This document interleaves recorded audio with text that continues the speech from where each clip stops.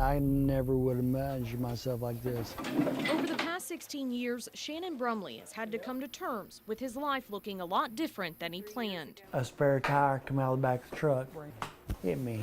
The young man who was building a career as an electrician, had a new baby at home, and lived to be outdoors, had his life shattered by a car crash. He should have never came off the ventilator, but he did.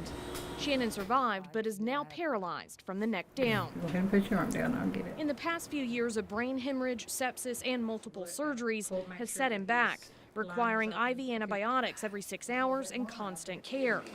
Through the AR Choices program, Shannon receives care at home. His mom is paid as a caregiver so he can have those supports while retaining some independence and a plan for the future. We're getting older, and there's going to come a time we won't be able to do it.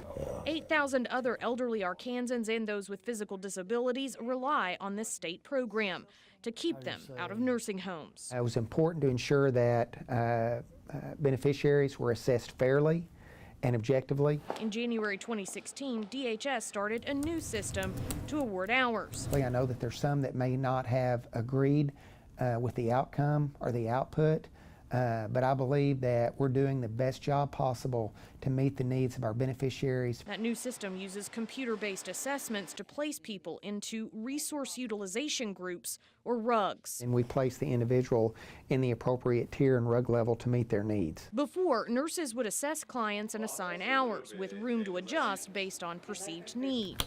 Now answers to 280 questions are plugged into an algorithm or mathematical formula to produce a score.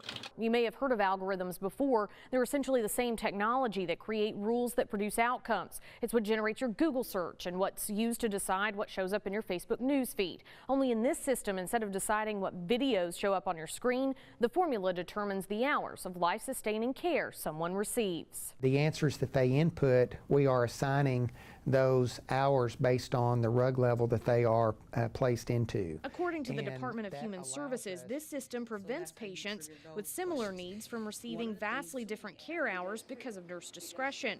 Although there had never been a documented complaint about nurse discretion, DHS says it's being proactive. We really haven't seen much good come from the algorithms. Others argue the outcomes have only functioned to punish patients. There's about 4,000 people across the state of Arkansas have been affected by reductions to the AR Choices program. The Center for Arkansas Legal Services has received calls from hundreds of people saying their hours had been drastically reduced or even eliminated. We've had one gentleman come to us. He's 103 years old. He had been on the program for 13 years and received 156 hours a month, but he was deemed ineligible under the new system. I'm very thankful. Shannon had been receiving 56 hours a week or 8 hours a day under the old system. For a quadriplegic that can do nothing for herself, that's minimal. Under the algorithm, that dropped. Cut 37 hours. Or 5 hours a day. That's sorry. A cut of 35%. I wish they had to be in my position. Yeah, like I said before, 1 week. Go live my life for 1 week. I worry a lot about Shannon. Shannon's limited income from disability wouldn't support hiring someone outside the home to make up the hours. I think I worry more about what happened when we're not here to care for him anymore.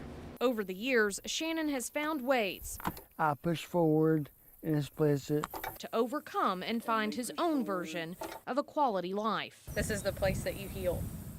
Yes, this home place, yes. Everyday challenges like chopping wood and mowing the lawn make him stronger. Yes, I need But those if the cuts and hours keep coming, more likely I have to go into nursing home. Shannon's afraid he and others may end up having to leave home behind.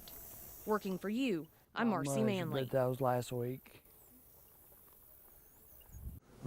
A traumatic head injury in the 80s. I am 70 years old. Makes it difficult for David Fisher to move or speak without assistance. I can only stand up for about 2 minutes. But when it comes to where he wants to receive his care, his message is perfectly clear. I have been in 4 different nursing homes over the years, and they are all a bunch of snake pits.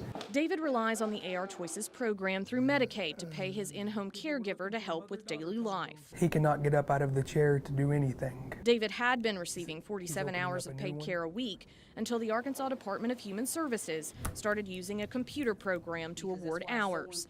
Now he receives 10 hours less a week. Well, I told him it was ridiculous. I told the nurse flat out, but she didn't have the authority to change it. Some patients. Former nurse Jane Gray is David's case manager. She's seen many of her clients experience cuts under the new system. I would say they're doing a grave injustice to these people by cutting their hours so drastically. Without family members to help with David's needs, his paid caregiver has put in the extra hours without pay. If Justin didn't just donate his time, I'm afraid David would have to be in a nursing home. No, the algorithm has wreaked havoc with our clients' lives. The computation So that's what this 20-page report is a complex system where answers to 280 questions About 60 of them actually matter. are filtered through an algorithm or mathematical formula. What happens is they break it down into different kind of categories. The formula translates to a value and places individuals into a resource utilization group or RUG. So they sorted you into this category, special care. There are 23 of these groups, each of them assigned hours of care that are rarely tweaked up or down. Have you seen anyone under the algorithm and RUG system get any more than 37 hours? No, to tell you the truth, I have not. They have to just basically be almost at death's door to get more hours than 37 hours. That's what I've seen. Yeah, from our client's perspective. According to attorney Kevin DeLeben, clients have no idea how the system works or why their care hours were reduced. You would still just get 37 hours a week. Adding no one at DHS understands the algorithm, Does that seem to make any sense to you? and DHS hasn't tried to explain the program to patients. Task. Craig Cloud oversaw the new assessment rollout and says knowledge of the formula isn't necessary. We can compare the output and information within those assessments and very easily explain to you the differences. The goal was to produce objective outcomes so people with similar conditions received the same amount of hours. And I believe that the results that we're generating are allowing us to provide the most fair decision. Crazy. But critics say there's wide variation of needs even within the groups, and only 60 of the 280 questions factor into the score. How a nurse records a person's needs on even one question can prove pivotal. The difference of 1 point on one question out of 280 can mean the difference in 49 hours a month of care. Cloud counters a significant number of people have received more hours under the new system. 2016 estimates showed roughly 4,000 patients, or half the program, had a cut, while the other half an increase or no change at all. All the people that I take care of, none of them want to go to a nursing home. So please quit cutting their hours so they can have some quality of life and continue to stay in their home. If the cuts push these people into nursing homes, the cost difference is substantial. Home care services average about $18,000 a year per patient, while nursing home care is about $50,000. And that's tax dollars that are paying for that. So it is a huge cost savings benefit. If David's caregiver could no longer volunteer the extra hours, in David's opinion, it would likely spell disaster, living the rest of his life in a nursing home. I hate those places. They are unfit to live in. While a computer can make it possible for David to be heard, he doesn't think it should be what decides where and how he lives his life. I'm Marcy Manley, working for you. Every now and again, because We were madly in love. Annette Kuntz is no stranger to loss. So good looking. In 1985, her husband and daughter killed by a drunk driver. I lost half my family in a matter of 24 hours. For years, Annette had managed to stay mobile with cerebral palsy using crutches. But in 1996, she lost the use of her legs, her ability to work, and care for herself. If so many things have been taken away from you physically, living in your own home is a true gift. In 2016, she experienced another loss, a cut in her home care hours provided by Medicaid after a new computer system was used. It's based on a 280-question assessment that runs through a mathematical formula or algorithm to assign the hours she and others with profound disabilities are awarded. A loss is a terrible thing to bear, and having my home here is something that I can't lose. The Department of Human Services has said the algorithm is objective and reliable, but cerebral palsy patients like Annette and Tammy Dobbs are doubting it. They've just ruined our life by cutting that. Tammy saw her hours get derailed, cut by nearly 20 hours a week under the new system. She lived under the reduced hours for months with appeals pending, something she describes as a complete failure. Some things I didn't get to do, like bathing. I didn't get to bathe as often as I would have liked. Changing the assessment methods. Lawsuits over the system have been ongoing. And then it operates in all these arbitrary ways where, you know, little scoring differences can mean the difference in huge number of hours. On August 10th, Legal Aid of Arkansas highlighted another issue following an appeal for client Shannon Brumley. RPath, they said, lacked the ability to code for septicemia. That error also extended to cerebral palsy and internal bleeding. The nurse could put it in, and DHS's software wasn't counting it. I stand by the assessment. Craig Cloud oversaw the rollout of the new assessment system in 2016, so we asked about these problems in the code. I'm not in a position to comment about something that I don't know about until that's actually presented to me and I have the ability to look at it. Sure.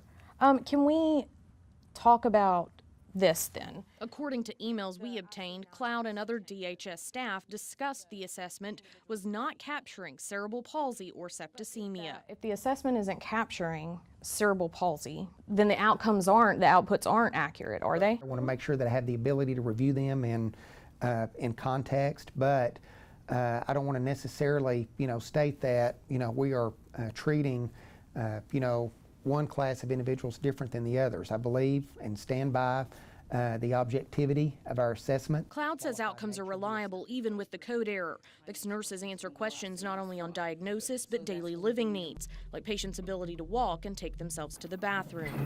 I believe as you begin to look through that tool, it allows us to assess needs that individuals with cerebral palsy might have. But emails from September between Cloud and others show if cerebral palsy had been captured, more than 150 people, including Annette Kuntz, would have had a higher number of hours, an average of 25 more a month. Roughly 50 people would have had fewer hours, while 140 people like Tammy Dobbs would not have experienced any change. I know that there's some that may not have agreed with the outcome or the output.